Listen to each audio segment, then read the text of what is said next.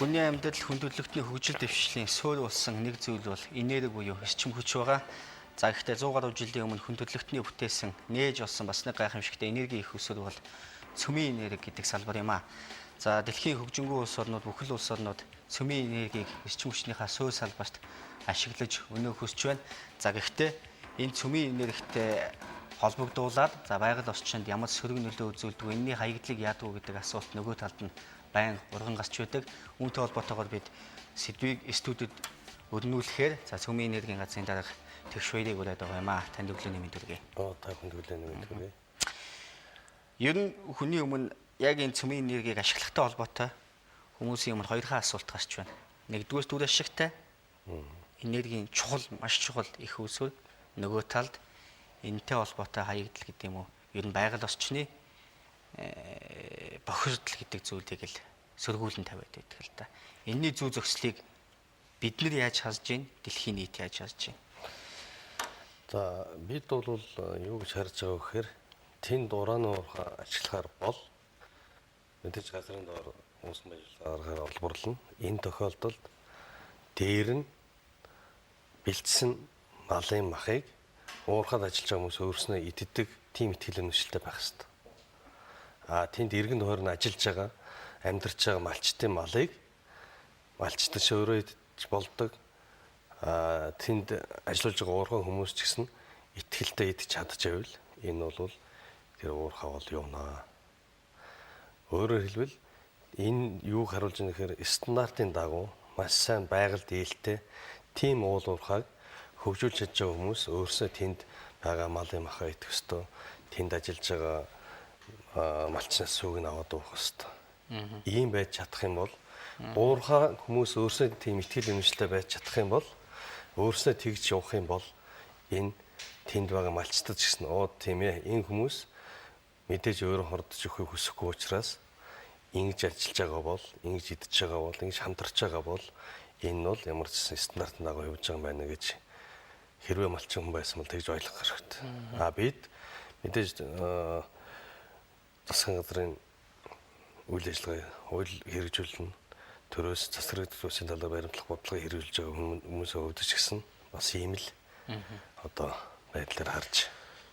Цөмийн энергийг ашиглаж байгаа бусад улс орнуудад яг тийм итгэл үнэмшил байгаа юу? Итгэл үнэмшил байгаас гадна доор нь олбодж байхад дээр нь мал бэлтэж байхад тэрний махыг иддэг тийм сайн шалгасан технологиг ашиглаж чадж байгаа юм.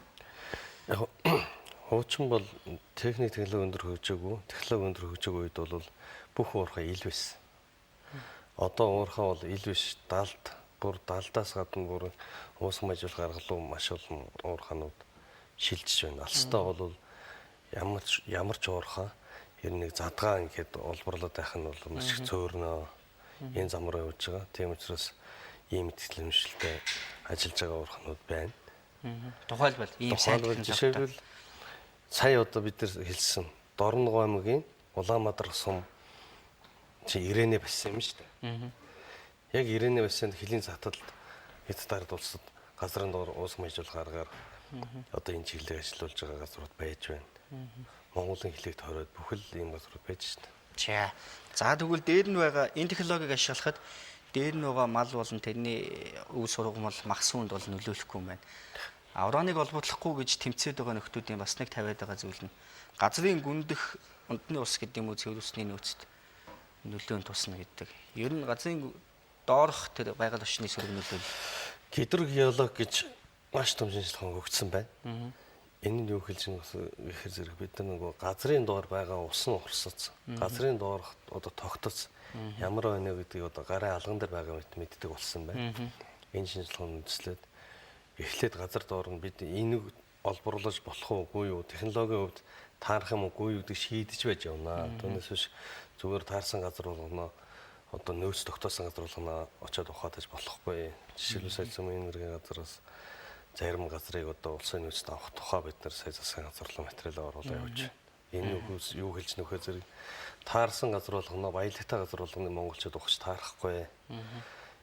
Хоош үедээ нэгдүгээр төлөвлөх хэрэгтэй. Нөгөө талаас бол одоо технологид нь таарах үгүй гэдгийг харах хэрэгтэй. Ерөөс дэлхийд дээр нэг л юм байгаа шүү дээ. Технологийн стандартын дагуу бид ашиглаж болох уугүй юу? Ашиглаж байгаа бол стандартаа барьж ийнэг үү юу тийм. Цөмийн энергийн газар бол жишээлбэл ингэж байгаа л да.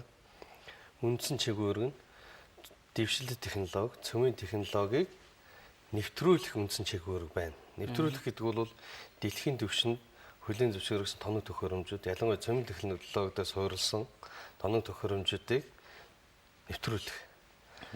Ашиглах хойно тэрнийг стандартын дагуу гормынхоо ашиглаж байгаа эсхийг хянах энэ хоёр үндсэн функцтай ийм газар л да. Монгол улсын хилээр одоо юу гэдгийг одоо 1 кг хадаас гарсан ч орсон ч тийм манайхаар одоо цацрагтай байна уу гэдгийг хянуулдаг, шалгуулдаг ийм л юм байна. Одоо бол олборлолт бол яваагүй гэж ойлгож байгаа. Хайгуул хийж байгаа. Манай улсын хувьд бол. За уран олборлно гэдэг бол уул уурхайн л нэг төдөл баг тийм үү тэгж ойлгож байгаа. За тэгэхэд уучлаарай асуултаа дуусгаа тий. Алт ухж яхад нүүц сухж яхад тэнд бол нэн төрийн тавигддаг шаардлага бол нөхөн сэргээлт гэж зүйл байдаг. Уранд яг адилхан тавигддаг яадаг вэ? Адилхан тавигдана. Одоо жишээлбэл сулруулсан хөхрийн хүчил гэж амд 10 процентын хөхрийн хүчлийг 10 орчим хэлбэлцдэг хөхрийн хүчил уусган байжуулж аав. Тэгээд тэрнийгээ буцаагаа саарамжуулах процесс хийх хэвээр. Тэгээд сармжуулсны дараа тэнд нөгөө лабораториуд ажиллаж байгаа. Тэр лабораториудаар өдөр тутмын хяналтанд байх хэвээр. Хаягдл гэдэг зүйл гарах уу? Байгаль дортой. Байгаль дортой гэсэн нөгөө мэдээж 100% байгаль дээлтэй уул уурхай бол уран дээрч байхгүй, алтан дээрч байх, зэсэн дээрч байхгүй. Одоо зэс олборлох төрөл хөрхөн хүчил хэрэгжилж байна, тий? Сая та бүхэн сонсчихсан бол жишээлбэл баг хангаад химийн хаягдл гэж эргэж штт тий. Энэ бол гарал үүсэлтэй бидний ойлгосноор тий гарал үүсэлтэй тийм химийн боцоод байсан. Одоо өөр газар хэрэглэгдэх бол нэг газар хадгалах ёстой. Хяналттай байх ёстой. Тэрнийг нэг хэдэн хүмүүс хийх оролдож байгаа юм билээ л дээ. Гэхдээ энэ бол байгаль орчин ажил үйлчлэлийн амнаас хянах ёстой. Ийм функц нь химийн одоо хордогдсон толботой зүйлийг байгаль орчин яам одоо хариуцдаг. Манайх бол одоо уран цасрыг тотоцсон. Шилм хариуцдаг юм байна. Тэгэхээр зэрэгэл ерөөсөө тэр химийн бүтцийг бол аливаа утсыг хадгалах горимд хадгалж тэгэх хяналттай байх ёстой. Хаягдлын хувьд, ураны хаягдлын хувьд, хаягдлын хувьд бол жишээлбэл тэнд мэдээж уурхай ажиллаж байгаа учраас тэр саарамжуулж чадвал тийм хаягдл гарах зүйл бол байхгүй. Саяны тохиолдолд тэгээд тэр Улаанбаатархад өгдөг тэр тоглолтнуудын хувьд за яг дүгнэлт бол гарсан л байлээ л дээ. Гэхдээ танай газраас юу гэж үзэж байгаа? За бид бол анханасаа бид нар бас манайх очиж одоо тийм тухайн үед энэ уранаас болсон уу гэдгийг одоо үед очиж үтсэн. Тэгэхэд бол энэс болсон шинж тэмдэг одоо үндэслэл харагдаагүй. Тэгээд бус газруудын дүгнэлт шинжилгээ зөрсөн. Тэгээд ерөнхий сайдын захирамжийн ажлын хэсэг гарсан. Ажлын хэсэгт бол Монголын урдаа барьдаг бүх агентлагуудын мэрэгчлэлтэнгүүд бас эрдэмтэд ажилласан. Бас хөндлөн хяналттай энэ хүмүүс зөв ажилчин буруу ажлыг хянах одоо цаг төгсний байгууллагын хяналттай хяналт ажилласан. Энд ажилласан одоо эрдэмтэд энд ажилласан мэрэгчлэлтэнгүүд бол ерөөсөө тухайн орчинд одоо цацар гэдэг зүйл эцэгч процесс болж хүний эрүүл мэндэд нөлөөсөн зүйл байхгүй байна гэдгийг тэд нар эмнэлгийн нэг талаас тогтоочих. Нөгөө талаасаа бол одоо малын гоц халдвар төвчин байхгүй байна. Дахиад нэг хэсгээр нэгээд бүгдийн очоод үзээ судлаа хараад энд бол одоо энэ жишээл цацраас үүдэлтэй хордлого бол биш юм байна. Гэхдээ бол энэ малын биед бол ямар нэгэн байдлаар тэр зис сэлэн илэрч байна. Энэ харин юунаас болсон бэ гэдгийг бол харин нэрвшин тогтоох шаардлагатай гэсэн тийм л дүгнэлт гарсан л да. Эрдэмтдийн дүгнэлтний хэрэг нөгөө талд бас байгаль орчныг хамгаалах гэсэн хүмүүсийн дуу хоолойч бас нэг хэрэг байдаг шүү дээ. Яг нь ийм л дээ. Тэнд бол нэг эрдэмт зүгээр очиад хараад дүнжиж байгаа биш. Монголд байгаа бүх лабораториуд дээр нөгөө дээжүүдийн нөгөөд бүгдийн 10-20 лаборатори нөгөөд нэг харьцуулаад стандартаар гаргаж байгаа юм л. Байгаль орчныг хамгаалах хөдөлгөөн байгаль орчныг хайрлах энэ сэтгэлтэй хүмүүс байгаа нь бол сайн хэрэгээ. Гэхдээ альва зүйлд бол шинжлэх ухааны үндэстэй хандах хэрэгтэй. Зүгээр одоо нэг одуулахын тулд нэг хэвлэм хурал зарлаа яваад идэх байж болохгүй. Зүгээр би юу гэж харж байгаа А гэж газар зөвшөөрөл авчаад Б гэж газар ухаад байвал тэрнтэй тэмцэх хэрэгтэй. Харин аливаа зүйлийг болохгүй байгаа юмтай тэмцэх хэрэгтэй боловч тэрнийг бас нэг хүмүүсийн айцаар тоглож магадгүй улс төр хийдэг ч юм уу эсвэл өөр хувийн зорилгот ашигладаг байж болохгүй л гэж бодож байгаа. Түүнээс биш цөм энергийн газар бол өдөр болгоно нөгөө газрууд бол тэгдэг үстэй. Байж байгаа нээлттэй хаалганы өдөр манай бол одоо 24 цагийн нээлттэй байгаа. Бүх утас хинч ирсэн бид нар энэ технологийн зөвлөгөө зөвлөмжлөө өгч байгаа. Танаас гаргасан сэтгүүлийг харж байхад цөмийн технологиг уулуурхай, эрүүл мэнд, хөдөө аж ахуй, хүнс, эрчим хүч гэл бүхэн салбарт дэлхийн нийт хэрэгэлдэг юм байна л да. Гарцаагүй энийг зүйл ашиглах ёстой байна. Энд дээр бас нэг тоо баримт байгаа нь та хэлсэн байлээ. Модноос 1 кг модноос нэг одоо юу гэдэг хэмжигдэхүүнээр эрчим хүчний хэмжигдэхүүнээр бол 1 кг-ны үүснээс 3 харин энэ цөмийн эрчим хүчнээс бас 50,000 калори эрчим хүчийг гаргаж авдаг юм байна гэж. Маш энгийн ойлгож та ингээл ойлгож байгаа. 1 кг одоо тэр ураанаас гаргаж авах эрчим хүч бол тий сая килограмм тэгээ 1 сая килограмм нүүрсээс гаргаж авах эрчим хүчтэй адилхан ойлгож байгаа. Тэгэхээр нүүрс одоо жишээл бид нэг 8% та гэж ярьдаг шүү дээ. Хувинтай нүүрсийг шатах тэгшнээ утаа гардаг үлээ. Тэрэнд бол тийм утааны асуудал бол байхгүй. Утаа гараад CO2, CO тий бид нар ч одоо өвөл гэр дотроо тойрчин шүү дээ. Одоо утаан дотор тий. Одоо цонхоо онголцтгаа болчихсон шүү дээ Монгол улс. Эн чинь юу гэж үзэр бодиттой жишээлбэл дэлхий дээр сая тохиолдолд атомын цахилгаан станцаас нэг удаагийн проблем бий болох боломжтой гэж үзэж байгаа. Гэтэл бол бид нар 2 саяулаа зүгээр нүүрсэн утаан дотор өөхөхгүй л сууж штт. Энэ бол шуудхан гэлэхэд бодит үнэн байхгүй. Тэгэхээр альва сайн зүйлийг эсэргүүцхийн тулд эсэргүүцдэг биш. Энэ жаахан шинжилгээний үндэстэй, мэдлэгтэй, судалгаа шинжилгээтэй хандмаар байгаа л. Жишээлбэл одоо Нобелийн шагнал өгч ирсэнээс хойш даруй одоо ингээд 1900 оноос хойш хэдэн он болчих чинь. Одоо 113 жил болоход ийм физикчд өгсөн шагналын ихэнх хувийн зөвхөн цөмийн физикчд өгсөн байдаг байхгүй юу? Энэ юу гүгүүлж нөхөр Нобелийн шагнал инхтэй хүний шагнал. Хүний болон бүх зүйл эрүүл мэндийн чиглэлд энэ одоо хэрэглэгдэж байгаа энэ технологид цөмийн технологи бол сашгүй нэг хэсэг өдөр тутам хэрэглээ болж байгаа гэдгийг л мотолж байгаа юм. Энэ бол одоо хүмүүс монголчууд гэдэг үстэй. Монгол хүн шинжилгээний дүгнэлт гаргахаар гаднаас хүн авчирна гэдэг. Бид бол дэлхийн түвшинд ажиллаж болж шít. Тэгэхээр энэ дэлхийн хүмүүс энийг тогтоочод байна. Тэ?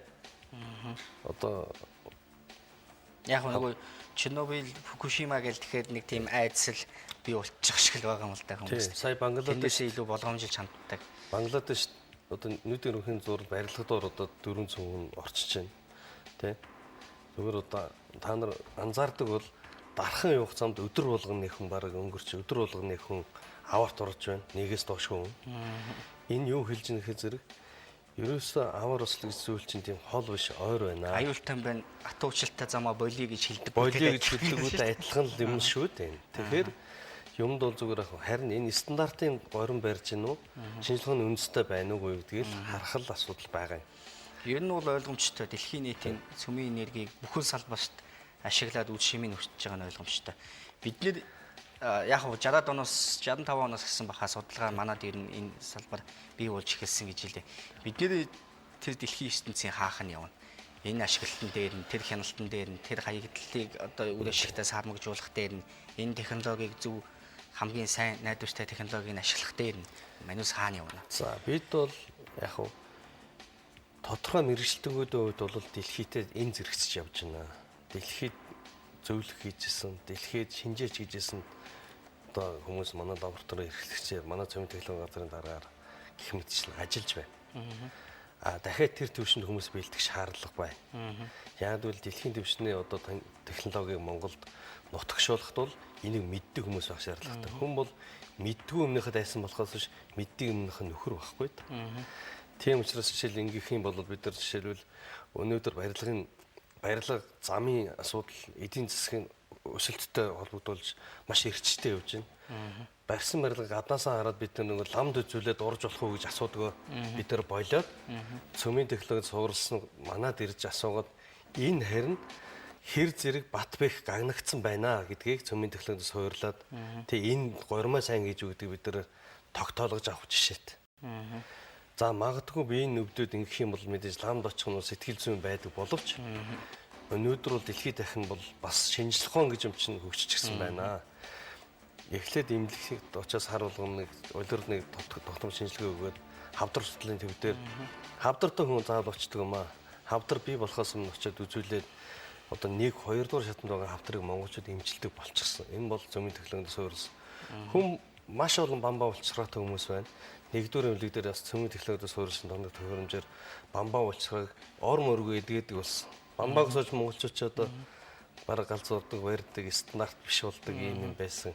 Гэх мэт ч маш олон өвчнийг эхлэхээс нь өмнө үйл ажиллагаа алдагдана гэж бол байдаг хгүй өвчин эхлэхээс өмнө. Тэр төвшөнд оншилдог болсон. Энэ цөмийн технологид суурилсан. За тэгээд ерөөсө судалгаа, шинжилгээ одоо уул уурхай ороо Монгол улс. Тэр уул уурхайгаас хичнээн хэмжээний одоо жишээлбэл аягийн чинэм гарахад хичнээн нь нүүрс байгаа юм, хичнээн нь алт зис байгаа юм. Энийг мэдчихэж бид үнийн тогтоож дэлхийн зах зээл гаргах ёстой. Энэ дээр энийг тогтоож өгдөг тоног төхөөрөмж шинжлэх ухаан чинь Ер нь олборлолт хэдий хавцаанаас эхлэх юм шиг байна. Таны тооцоо. Засгийн газрын мөрийн хөтөлбөр дээр бол уран ордуудыг стратеги ордуудыг эзэн засгийн эргэлтэнд оруулах гэж байгаа. Тэгэхээр энэ одоо ойрын хугацаанд бид оруулах нь нэлээд ажиллана. Яагаад бол нэг энэ уран гэж зүйл чинь зүгээр уйлэг системийн нэг л элемент байхгүй 108 элемент байна нэлээд. Тэрнтэй адилхан бид нар яг нүүрсээ ухаж байгаа шиг зэсээ ухаж байгаа шиг бид ялгаагүй технологи нь бол байж байна. Монголчууд чадна. Дэлхий биднийг хүчнэж байгаа. Тийм, яг үнэ. Харин энэтэй холбогдож нэг юм хэлчихв. Хүмүүс хэлээд байгаа нэг хов хаяглан Монголд оруулж ирэх гэслээ энтер гээд. Би бол тэр санаа зовхгүй байгаа. Ерөнхийлөг засгийн газар бүгднгийнх нь байсууд нэг хизээч Монгол цөмийн аяглал уучлахгүй гэдэг дээр Монгол бас хатуу зогссон гэж байна. Зарлиг хурлаар гаргасан байгаа. Гэхдээ хүмүүст хардах хэрэг нь үлдээ. Ягаад гэвэл энэ хяналтаа тавьж яхад өстой. Ингээ иргэд хяналтаа тавьж яг олон улсын байгууллагч Монголд хяналтаа тавьж. Таны ажилд амжилт хүсье. Баярлалаа. За.